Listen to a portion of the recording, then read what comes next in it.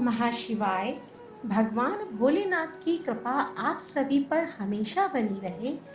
श्रावण मास में श्रावण महात्म्य की कथा का प्रतिदिन श्रवण करना चाहिए। इसी कड़ी में आज हम आपको सुनाएंगे श्रावण मास महात्म्य के 16वें अध्याय की कथा को। जिन्होंने भी पिछले अध्यायों की कथा का श्रवण नहीं किया है, वे हमारे चैनल पर जाकर उन कथाओं का श्रवण अवश्य करें। तो आइए सुनते हैं आज की कथा को। आज जानेंगे शीतला सप्तमी व्रत का वर्णन तथा व्रत कथा को। ईश्वर बोले, हे सनत कुमार, अब मैं शीतला सप्तमी व्रत को कहूँगा। श्रावण मास में शुक्ल पक्ष की सप्तमी तिथि को यह व्रत करना चाहिए। सबसे पहले दीवार पर एक बापी का आकार बनाकर अशरीरी संज्ञक दिव्य रूप वाले 7 जल देवताओं, 2 बालकों से युक्त पुरुष संज्ञक नारी, 1 घोड़ा, 1 वृषभ तथा नर वाहन सहित एक पालकी भी उस पर बना दें। इसके बाद 16 उपचारों से 7 जल देवताओं की पूजा होनी चाहिए। इस व्रत के साधन में ककड़ी और दही ओदन का नैवेद्य अर्पित करना चाहिए। उसके बाद नैवेद्य के पदार्थों में से ब्राह्मण को वायन देना चाहिए। इस प्रकार 7 वर्ष तक इस व्रत को करने के बाद उद्यापन करना चाहिए। इस व्रत में प्रत्येक वर्ष 7 सुवासिनियों को भोजन कराना चाहिए। जल देवताओं की प्रतिमाएं एक सुवर्ण पात्र में रखकर बालकों सहित एक दिन पहले सायंकाल में भक्ति पूर्वक उनकी पूजा करनी चाहिए। प्रातःकाल पहले ग्रह होम करके देवताओं के निमित्त चरु से होम करना चाहिए। जिसने पहले इस व्रत को किया है और उसे जो भी फल प्राप्त हुआ उसे आप सुनिए। सौराष्ट्र देश में शोभन नामक एक नगर था। उसमें सभी धर्मों के प्रति निष्ठा रखने वाला एक साहूकार रहता था। उसने जल रहित एक अत्यंत निर्जन वन में बहुत पैसा खर्च करके शुभ तथा मनोहर सीढ़ियों से युक्त पशुओं को जल पिलाने के लिए सरलता से उतरने चढ़ने योग्य दृढ़ पत्थरों से बंधी हुई तथा लंबे समय तक टिकने वाली एक बावली बनवाई। उस बावली के चारों ओर थके राहगीरों के विश्राम के लिए अनेक प्रकार के वृक्षों से शोभायमान एक बाग लगवाया। लेकिन वह बावली सूखी ही रह गई और उसमें एक बूंद पानी नहीं आया।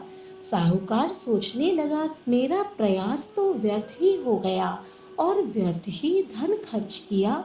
इसी चिंता में विचार करता हुआ वह साहूकार रात में सो गया। तब रात्रि में उसके स्वप्न में जल देवता आए और उन्होंने कहा, हे धनद, जल के आने का उपाय तुम सुनो। यदि तुम हम लोगों के लिए आदर पूर्वक अपने पौत्र की बलि दो तो उसी समय तुम्हारी यह बावली जल से भर जाएगी। यह सपना देख साहूकार ने सुबह अपने पुत्र को बताया। उसके पुत्र का नाम द्रविड़ था और वह भी धर्म कर्म में आस्था रखने वाला था। वह कहने लगा, आप मुझ जैसे पुत्र के पिता हैं। यह धर्म का कार्य है, इसमें आपको ज्यादा विचार ही नहीं करना चाहिए। यह धर्म ही है जो स्थिर रहेगा और पुत्र आदि सब नश्वर हैं। अल्प मूल्य से महान वस्तु प्राप्त हो रही है, अतः यह क्रय अति दुर्लभ है। इसमें लाभ ही लाभ है। शीतांशु और चंडांशु ये मेरे 2 पुत्र हैं। इनमें शीतांशु नामक जो ज्येष्ठ पुत्र है उसकी बलि बिना कुछ विचार किए आप दे दें। लेकिन पिताजी घर की स्त्रियों को यह रहस्य कभी ज्ञात नहीं होना चाहिए। उसका उपाय यह है कि इस समय मेरी पत्नी गर्भ से है और उसका प्रसव काल भी निकट है, जिसके लिए वह अपने पिता के घर जाने वाली है। छोटा पुत्र भी उसके साथ जाएगा। हे तात, उस समय यह कार्य निर्विघ्न रूप से संपन्न हो जाएगा। पुत्र की यह बात सुनकर पिता उस पर अत्यधिक प्रसन्न हुए और बोले, हे पुत्र, तुम धन्य हो और मैं भी धन्य हूँ जो कि तुम जैसे पुत्र का मैं पिता बना। इसी बीच सुशीला के घर से उसके पिता का बुलावा आ गया और वह जाने लगी। तब उसके ससुर तथा पति ने कहा कि यह ज्येष्ठ पुत्र हमारे पास ही रहेगा, तुम इस छोटे पुत्र को ले जाओ। इस पर उसने ऐसा ही किया। उसके चले जाने के बाद पिता पुत्र ने उस बालक के शरीर में तेल का लेप किया और अच्छी प्रकार स्नान कराकर सुंदर वस्त्र व आभूषणों से अलंकृत करके पूर्वाषाढ़ा तथा शतविधा नक्षत्र में उसे प्रसन्नता पूर्वक बावली के तट पर खड़ा किया और कहा कि बावली के जल देवता, इस बालक के बलिदान से आप प्रसन्न हो। उसी समय वह बावली अमृत तुल्य जल से भर गई। वे दोनों पिता पुत्र शोक व हर्ष से युक्त होकर घर की ओर चले गए। सुशीला ने अपने घर में तीसरे पुत्र को जन्म दिया और 3 महीने बाद अपने घर जाने को निकल पड़ी।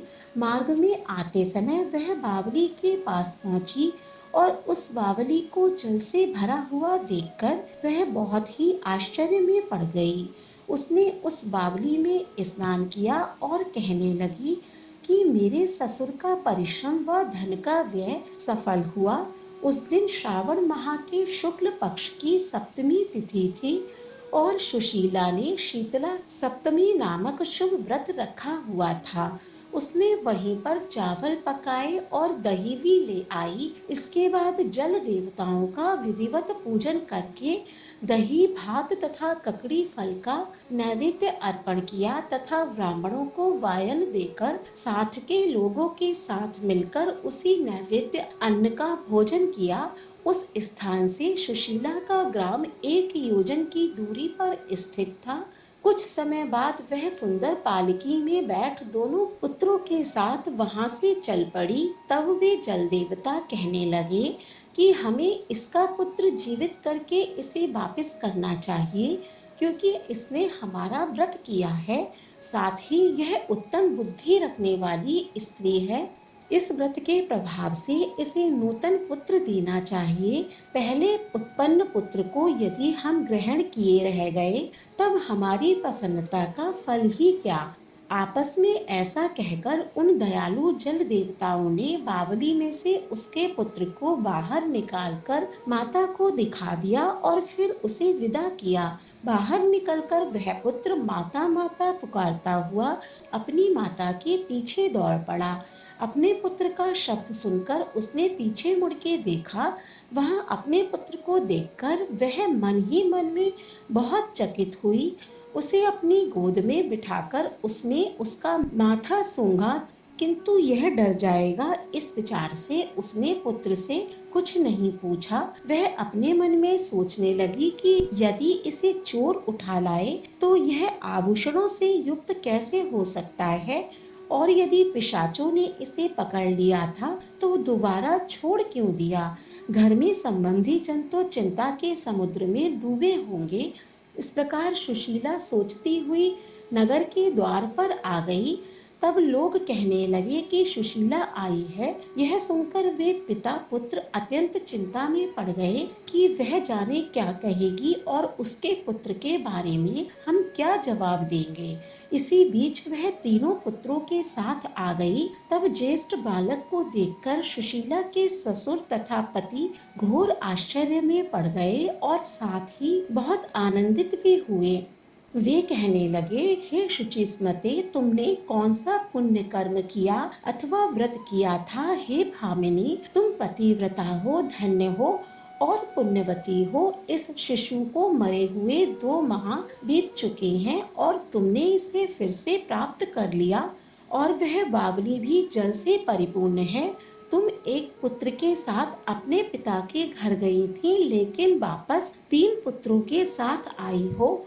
हे शुभ्रे, तुमने तो कुल का उद्धार कर दिया। हे शुभानने, मैं तुम्हारी कितनी प्रशंसा करूं। इस प्रकार ससुर ने उसकी प्रशंसा की। पति ने उसे प्रेम पूर्वक देखा और सास ने उसे आनंदित किया। उसके बाद उसने मार्ग के पुण्य का समस्त वृतांत सुनाया। अंत में उन सभी ने मनोवांछित सुखों का उपभोग करके बहुत आनंद प्राप्त किया। हे वत्स, मैंने इस शीतला सप्तमी व्रत को आपसे कह दिया है। इस व्रत में दही, ओदन, शीतल ककड़ी का फल शीतल और बावली का जल भी शीतल होता है तथा इसके देवता भी शीतल होते हैं। अतः शीतला सप्तमी का व्रत करने वाले तीनों प्रकार के तापों के संताप से शीतल हो जाते हैं। इसी कारण से यह सप्तमी शीतला सप्तमी इस यथार्थ नाम वाली है। इस प्रकार श्री स्कंद पुराण के अंतर्गत ईश्वर सनत कुमार संवाद में श्रावण मास महात्म्य में शीतला सप्तमी व्रत कथन नामक 16वां अध्याय पूर्ण हुआ। ओम नमः शिवाय। अगले अध्याय का श्रवण करने के लिए हमारे चैनल को सब्सक्राइब करें। आज का अध्याय पसंद आया हो तो कमेंट बॉक्स में ओम नमः शिवाय अवश्य लिखें। धन्यवाद।